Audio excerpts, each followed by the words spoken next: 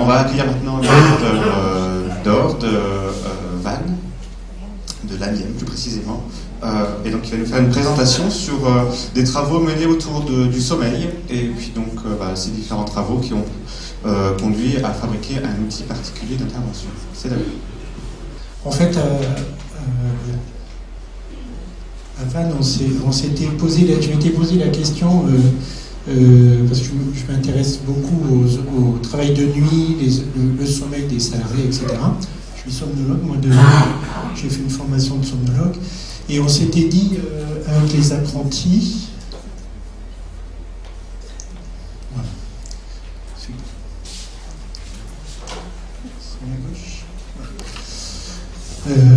on s'était dit, est-ce que le sommeil, le travail de nuit, c'est ce que disait tout à l'heure l'INRS, a une influence sur les actions du travail, le travail posté, tout ça. On s'était dit, est-ce que le sommeil a une importance pour les apprentis à l'horaire décalé, donc les boulangers par exemple, et ceux qui travaillent le soir, les restaurations, par rapport aux autres, est-ce qu'ils ont plus de somnolence ou plus de problèmes par rapport au sommeil? Et donc j'avais été voir, on a la chance d'avoir une infirmière au CFA de Vannes, et donc j'avais été voir l'infirmière au CFA de Vannes, qui me dit, ah ben oui, le sommeil, moi, il y a plein de jeunes qui viennent me voir, ils ont mal à la tête, ils ont mal au ventre. Je leur dis d'accord, elle les allonge, et ils dorment 1 heure, 2 heures, 3 heures, 6 heures, 24 heures. Et là, il y a toujours 4 ou 5 qui sont en train de dormir à l'infirmerie tous les jours. On me dit, ah oui, le sommeil, c'est un gros problème. Donc, on va se lancer là-dedans. Et du coup, on est parti sur une enquête sur les... alors, le CFA de Vannes, celui-là, c'est 1500 apprentis, avec tous les métiers. Il n'y avait pas de CFA bâtiment, qui était voisin, mais qui n'a pas été pris dans l'étude. Et du coup, on a fait le test d'Epworth. Elle fait une information pour les dons du sang, et donc on faisait remplir le test d'Epworth au moment de l'information sur les dons du sang. Donc on a fait une première vague, une première année, et après, vu les résultats, on en a fait une deuxième année. On a fait plus de 800 tests. Alors, test d'Epworth, je ne sais pas si vous le connaissez. Nous, on l'utilise beaucoup pour tous les postes à risque. Donc, on cote chaque question de 0 à 3 en fonction de la somnolence ou du risque. Par exemple, patient en train de dire, est-ce que dans la journée, vous allez avoir un risque de somnoler ou de vous endormir, donc 0, 1, 2, 3. Bon, je vais peut-être le faire, si vous voulez le faire, vous allez compter sur vos doigts, et donc vous allez additionner tous les items, là. Alors on le fait, nous aussi, on en fait plus de 1000 dans le service, aux chauffeurs, aux postes à risque, etc. On l'évolue. Bon, vous le ferez. Donc la normalité, c'est autour de 6. Les gens, ils sont autour de 6, c'est bien, c'est normal. C'est jamais 0. Quand les gens ont 0, c'est que vous les ennuyez. Et que c'est un bon test, c'est que la médecine, la visite ne les intéresse pas du tout, et que votre test est nul. Donc c'est jamais 0. Donc 6, c'est bien. Après 7, 10, il y a une petite somnolence quand même. Les ronfleurs, les apnées du sommeil, ils sont à 8, 9. Et au-dessus de 10, c'est très embêtant. Ça veut dire que vous êtes très somnolent et qu'il y a vraiment une pathologie. Ça peut être un manque de sommeil, une dette de sommeil ou autre chose. Mais c'est anormal. Et donc, notre moyenne des boulangers-pâtissiers, ils étaient à 9 à peu près, avec simplement pratiquement un tiers qui avait une vigilance normale, et puis surtout un tiers qui était anormal. Et puis, alors on se dit, bon, les boulangers, les cuisiniers-serveurs, bon, on retrouve pareil, ils sont à 9 de moyenne, avec une somnolence importante. Donc on trouvait ça... Mais les gens qui travaillaient en journée, c'était pareil, donc notre thème de départ était pas bon, ils étaient aussi somnolents, ils étaient à 9, les gens qui étaient en alimentation, donc tous étaient somnolents, et les coiffeurs et les coiffeuses, pareil, donc tout le monde avait des chiffres catastrophiques, après c'est les bouchers, je crois, donc vous allez dire, bon, tout le monde est somnolent, et en effet, c'est ce que disait l'infirmière, tout le monde était somnolent. Alors il n'y a qu'une population qui était à peu près comme la population, vous et moi, on avait trouvé, c'était les mécaniciens carrossiers. Bon. On n'a pas d'explication, hein. Peut-être c'est différent, vous voyez, ils sont à 6, une population normale. On a trouvé des chiffres tellement mauvais qu'on s'est dit on est tombé sur une mauvaise année. Donc on a recommencé l'année suivante et on a fait les premières et les deuxièmes années en se disant c'est peut-être que les premières. On a fait donc plus de 800 tests en tout. Et c'était pareil, on avait des chiffres, c'est la suivante, mais c'est pareil. On a trouvé une différence significative entre les garçons et les filles à chaque fois, qu'on n'a pas expliqué. Les filles sont plus somnolentes que les garçons. Alors, il faut savoir que les filles ont besoin de plus d'heures de sommeil que les garçons. Hein. Donc, c'était peut-être une explication, mais on ne l'a pas expliqué ça. Donc, elles sont plus somnolentes. Et donc, nos chiffres 2014, 2015, c'était ce qu'on avait fait, on retrouvait toujours pareil, quoi. Donc, devant ce constat un peu catastrophique, on s'est dit qu'est-ce qu'on fait on s'est dit on va les faire parler. Du coup, on a fait des réunions avec les apprentis, ils étaient plus de 20, ils étaient une trentaine, des différentes corporations, on les a réunis, on leur a demandé. Au début, on s'était dit on va mettre un jeu sur smartphone. Bon, c'est pas bon parce que la lumière bleue, tout ça, le sommeil, c'est pas bon du tout. Alors eux, leur discours, c'était ah non, nous, ce qu'il nous faut, c'est des médicaments, des trucs, on dort 3 heures, c'est vraiment inutile le sommeil, et puis on vit toute la journée. Il faut vivre la journée, super. Bon. Donc, mais par contre, dans les échanges, ils étaient très preneurs de tous les échanges, des siestes, des informations qu'on pouvait taire, de la température, des influences du smartphone sur le sommeil. Enfin, ils étaient très prenants des conseils qu'on pouvait leur donner. Et donc, on s'est dit, faut leur faire passer des messages. Du coup, on a inventé un jeu que j'ai amené, où on fait passer des thèmes sur le sommeil, la dictologie et l'alimentation. Donc, alors je vous ai mis tout. On a fait un livret pédagogique, on a écrit un livret pédagogique pour les professeurs. Après, ce qu'il y a dans le livret pédagogique, mais je ne vais pas le détailler, où on fait passer des messages sur ces thèmes-là et où on fait jouer les apprentis en groupe, entre eux, etc. Donc bien sûr, alors ça c'est l'intérieur du livret pédagogique, l'architecture du sommeil, je vais passer Vous savez qu'on se réveille toutes les heures et demie, hein, même vous, hein, souvent les gens ils ne le savent pas, qu'on se réveille 8 fois par nuit, c'est normal, qu'on se rendort mais on ne se rappelle pas le lendemain. Donc tout ça c'est important de faire passer ces messages-là. Le sommeil, plus on se connaît, plus on dort bien. D'accord ? Donc c'est super important de faire passer des choses, des messages. Donc les 13-14 ans, ils devraient dormir 9 heures par nuit, mais ils ont perdu 50 minutes en 25 ans de sommeil. D'accord ? Donc ils dorment beaucoup moins qu'avant. Bon, je passe, hein, c'est la régulation du sommeil. Il y a la pression du sommeil, plus ça fait longtemps que vous êtes éloigné de votre dernière période de sommeil. Si vous avez passé 2 nuits blanches, la pression du sommeil va être importante. Et puis il y a le rythme circadien avec la journée. On est fait pour dormir la nuit et pas pour travailler, bien sûr. Avec les noyaux suprachiasmatiques. Je passe tout ça, mais ils sont très demandeurs de conseils de température. Alors il faut savoir que les ados, bien sûr, ils sont en décalage de phase. Hein, ils sont en décalage de phase le soir. Les enfants, ils se couchent, les enfants de 7-8 ans, ils vont se coucher le soir à 8h, ils se réveillent à 7h du matin en forme. Les ados, avec le phénomène hormonal, sociétal, etc., ils sont en décalage de phase complet. Hein. Donc ils vont se coucher à minuit et ils vont se lever à midi. Donc si on les laisse dormir pendant les vacances, ils sont comme ça. Le week-end. On appelle de plus en plus ça le jet lag social. Je ne sais pas si vous avez entendu parler de ça. C'est la moitié de la nuit le week-end et la moitié de la nuit en semaine. Donc la nuit, vous vous couchez à 1h du matin, vous vous levez à midi, un ado, et sa moyenne, ça va être 8-9 heures du matin. Et en semaine, il se couche à 10h et il se lève à 7h. Donc vous voyez, la moitié de la nuit, c'est 3 heures. Donc il y a une différence entre le week-end. C'est ça. Bon, je passe les... Alors il y a là... Non. Donc ils ont une typologie plutôt du soir. Alors il y a les courts et les longs dormeurs, mais chez les ados, ils ont besoin quand même de 8-9 heures de sommeil. C'est important, hein, ça c'est clair.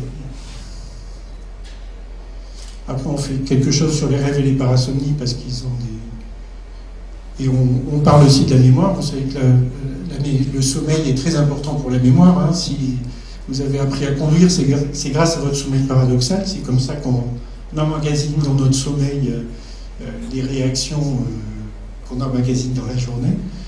Donc les enfants qui dorment pas beaucoup, ben bien sûr, ils ont une mémoire qui ne vont pas être de bonne qualité.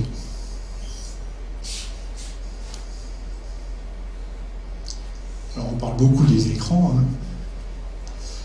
La suppression des écrans 1 heure avant l'endormissement permettrait de gagner 1h30 de sommeil, hein, parce que les écrans, en particulier les smartphones, les tablettes, les ordinateurs, émettent des lumières bleues qui diminuent la sécrétion de mélatonine et donc décalent le sommeil dans la nuit et diminuent le sommeil. Donc du coup, on conseille de mettre les écrans dans la cuisine, ce qui n'est pas facile avec des ados, mais on gagne du temps. Hein, on gagne du temps. Donc tous ces conseils, on les donne, je vous les ai mis...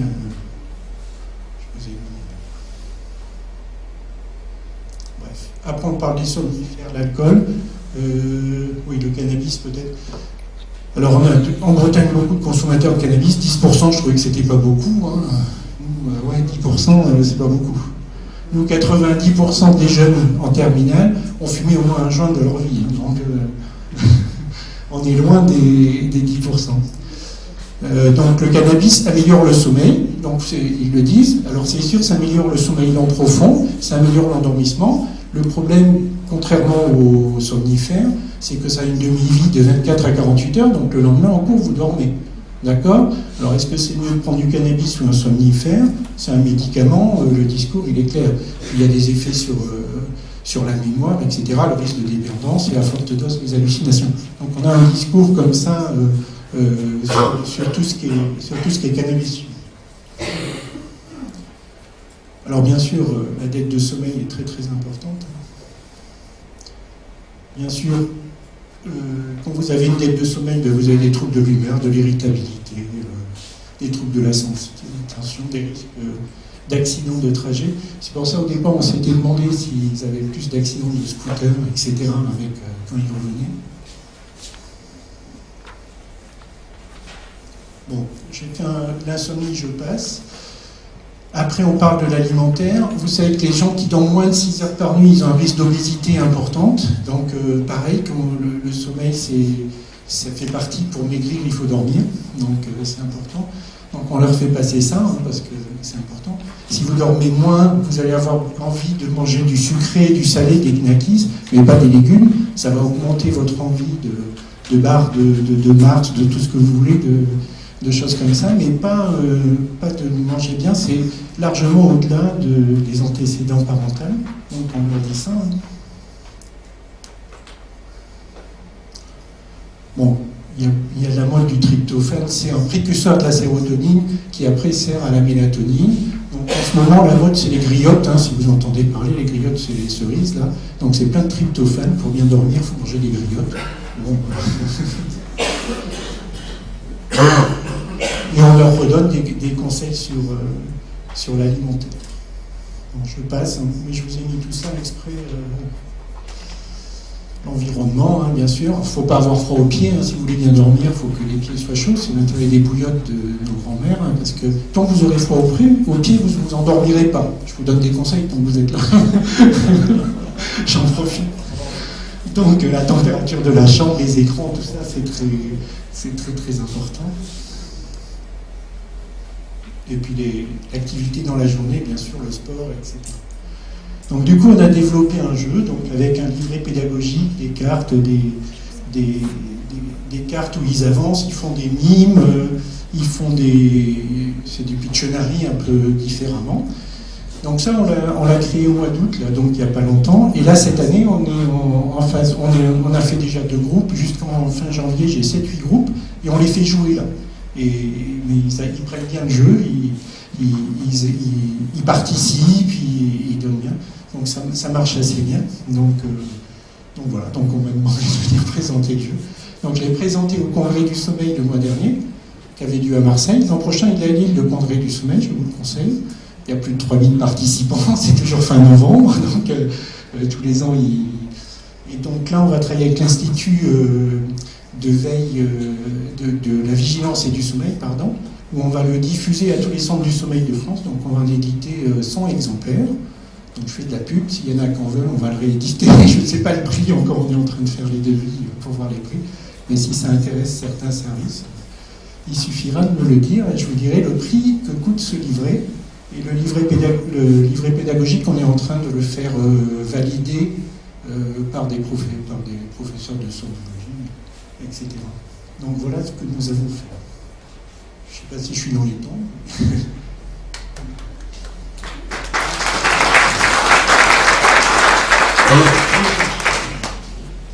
À la fin de truc, quand on finit toujours avec un son, mais il y a la musique, je sais pas, Sommeil de Stromae,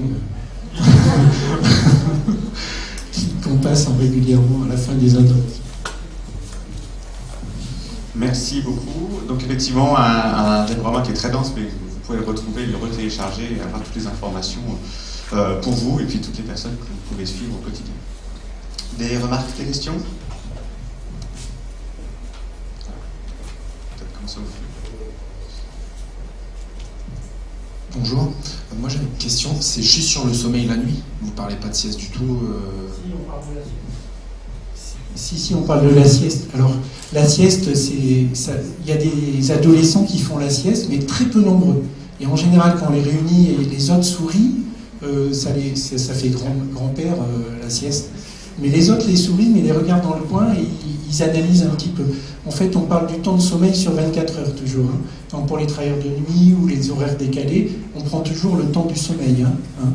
Il y a des choses très intéressantes pour les horaires décalés, c'est les agendas du sommeil. Je ne sais pas si vous faites des agendas du sommeil, mais c'est des agendas qu'on remplit tous les jours. Bon, les apprentis des agendas du sommeil ne vont pas le remplir, ils sont jeunes et ça ne les intéresse pas. Et pour les travailleurs, je vous conseille de faire des agendas du sommeil. Et des typologies, enfin il y a d'autres choses sur les horaires, les gens en horaires décalés. Mais oui, on prend les siestes en compte dans le temps de sommeil total sur les 4 heures. Donc justement, merci, effectivement, j'avais entendu parler de ce jeu, donc moi je vais déjà faire une option, ça c'est clair, mais là je laisse Thierry travailler. Non mais si vous le présentez à Marseille, il faudrait, si vous l'avez présenté à Marseille, il faudrait aussi le présenter à Marseille en juin, au congrès de médecine du travail, il faudrait, j'allais dire, non, c'est-à-dire que je pense qu'au niveau des services de santé, l'utilisation de ce type de jeu est un excellent moyen, j'allais dire, de diffusion.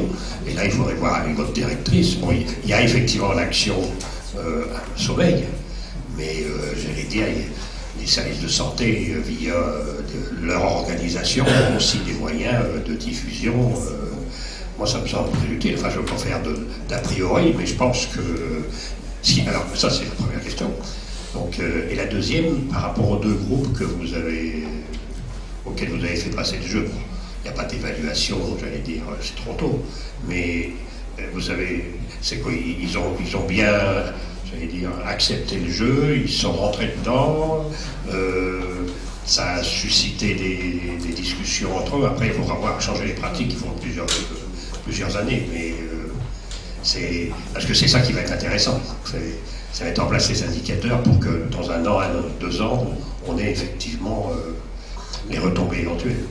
Oui, alors là, on a 7 groupes à faire d'ici la fin février, et là j'en ai fait 2. J'en ai un vendredi là, donc. Mais à chaque fois, alors ils arrivaient, ils disaient ah bon, on va faire un jeu, des fois à la place du cours, et puis on faisait des groupes. Ils participaient vraiment, ils jouaient, ils rentraient dans le jeu. Alors, il y en a toujours qui sont un peu en retrait, dans un groupe c'est comme ça, mais tout le monde participait. Sur les 2 groupes que j'ai, ils participaient tous. À chaque fois, ils me demandaient où est-ce qu'on l'achète, à la fin, où est-ce qu'on l'achète. Et puis, alors là, c'est moi qui les anime, donc le problème, ça va être de passer l'information aux professeurs par le livret pédagogique, parce qu'on a fait une information, on a réuni les professeurs du CFA. L'an dernier, on les avait réunis, j'avais participé, j'ai une réunion au début de l'année, j'avais participé, et j'étais au fond de la salle, Et là, ils sont partis sur le sommeil, ils ont parlé pendant 2 heures du sommeil, alors que j'étais pas là pour animer, mais eux aussi, parce que les apprentis s'endorment en cours, comme ils ont un décalage entre leur travail réel quand on est boulanger, mais quand on est assis dans une salle avec des horaires décalés, ils s'endorment, etc. en cours. Et les profs, ils en ont marre d'avoir des gens qui ont un manque de vigilance. Et donc, ils étaient très intéressés par le sommeil. Mais après, il faut qu'ils s'approprient le livret pédagogique. Donc là, après, c'est vrai que c'est peut-être plus compliqué. On a fait une formation au professeur, mais pour l'instant, je suis dans l'aide à la réalisation. Et après 2-3 ans, je pense que les professeurs seront autonomes, il n'y a pas de souci. Bonjour, Delphine Delecourt, je suis éducatrice en santé et je coordonne sur le programme santé des apprentis des animations autour de l'hygiène de vie. Donc c'est un thème sur lequel j'interviens beaucoup en région Hauts-de-France aujourd'hui. Donc je mets aussi une option sur le jeu. J'ai interpellé mes collègues documentalistes pour savoir si nous l'avions dans le centre de doc. Ils m'ont répondu non, donc forcément. Voilà, donc je serai intéressée pour l'écrire aussi prochainement. Est-ce que vous pouvez nous préciser si les apprentis peuvent l'exploiter entre 16 et 25 ans? Est-ce qu'il est plutôt à destination CAP, BP, Bac Pro, ou est-ce qu'on peut aussi l'exploiter avec des filières supérieures? Alors, on peut celui-là, il est assez personnalisé parce qu'on a des cartes où, il faudrait voir le jeu, mais réveil difficile, il faudrait mettre la diapo d'avant. Mais c'est un peu CF1. Je vais prendre celui-là. Vous êtes endormi sur votre table pendant le cours. Le professeur vous a agrafé les manches à la table et passé votre tour. Donc, il y a des trucs assez CF1. Mais on pense que les lycées professionnels, là en Bretagne, on est en train de voir avec le Conseil général, là, c'est eux qui voient cette filière-là, hein, c'est pas la médecine du travail, pour le diffuser en lycée, tous les jeunes. On pensait même éventuellement faire un jeu pour les jeunes travailleurs, parce qu'il faut que ce soit simple. On fait aussi des informations pour le travailleur de nuit en 2 heures, mais un jeu, je ne trouvais pas que ça passait bien auprès des travailleurs. Et pour les jeunes, ils aiment bien les jeux de plateau comme ça. Je trouve que c'est très participatif et c'est vachement important. Donc oui, ça s'adressait aux jeunes. Je les fais jouer dans la famille, il y a des plus jeunes, il y a des moins de 10 ans, mais là, ils jouent pour jouer, quoi. Ils vont voir arriver à la fin pour jouer, si vous voulez. Donc oui, ça peut, mais il faudrait le réécrire un peu comme, je sais pas, il y a des jeux qui s'adressent pour les jeunes, pour les grands, pour les, je sais pas, j'ai plus en tête. On pourrait l'adapter, on peut sélectionner certaines cartes et en exclure d'autres en fonction des objectifs que l'on a. Alors on peut même réécrire les cartes. Nous, on a proposé, alors là ça coûte plus cher parce qu'après il y a un coût si on personnalise les cartes, mais nous on va faire un devis, on le fait relire, là, valider et tout ça, mais après on peut le personnaliser, mais après il y aura un coût un peu plus important si vous voulez. Après pour le jeu, on a fait un truc, je vais faire de la pub, hein. Hop.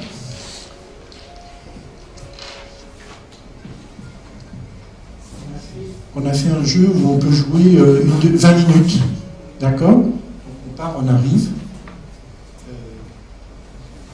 On peut jouer 1 heure, on rajoute des trucs, et après les autres sont éventés, et on joue 2 heures. Donc on a travaillé là-dessus. On a essayé de faire quelque chose de beau, on ne voulait pas faire un truc artisanal, donc on a travaillé avec un gars qui fait du street art. Alors, heureusement, je suis une entreprise qui fait des emballages de pâtisserie. Quand vous allez acheter vos gâteaux, on met dans une boîte. Donc, ou alors quand vous achetez une bonne bouteille de champagne, il y a des bouteilles. Donc j'ai une entreprise qui fait ça, il y en a 2 en France. Donc ils m'ont fait le jeu, donc on a travaillé localement, tout ça. Donc on a essayé de faire un truc, il est là-bas, le jeu, vous pouvez le voir à la pause. On a essayé de faire un truc beau, quoi. Les apprentis ils disent « Oh, il est beau, c'est important, je crois, il ne faut pas faire un truc bricolé, quoi. »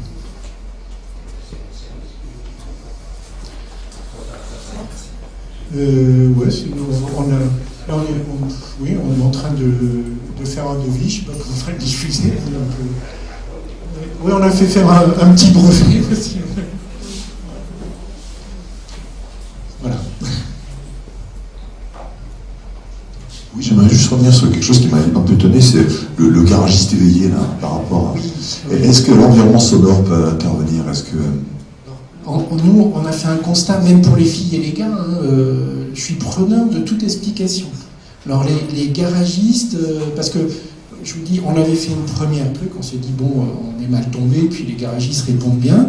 Du coup, l'année suivante, on s'est dit non, il faut qu'on consolide nos données. Donc on avait fait les deuxièmes années, donc ceux avec qui on avait fait le test pour voir comment ils évoluaient, on avait refait les premières années, donc on avait fait plus de 800 en tout le test.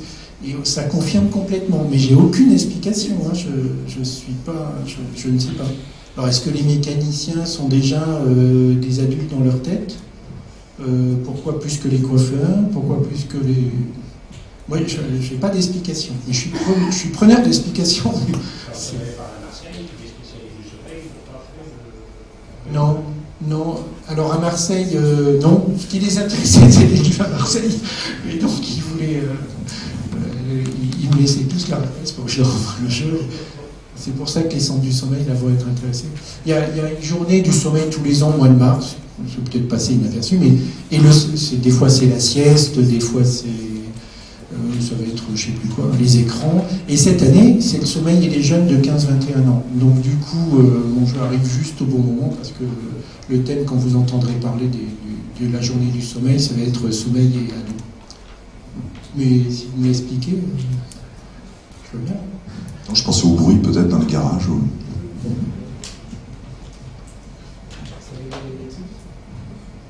Ça les empêcherait de dormir peut-être.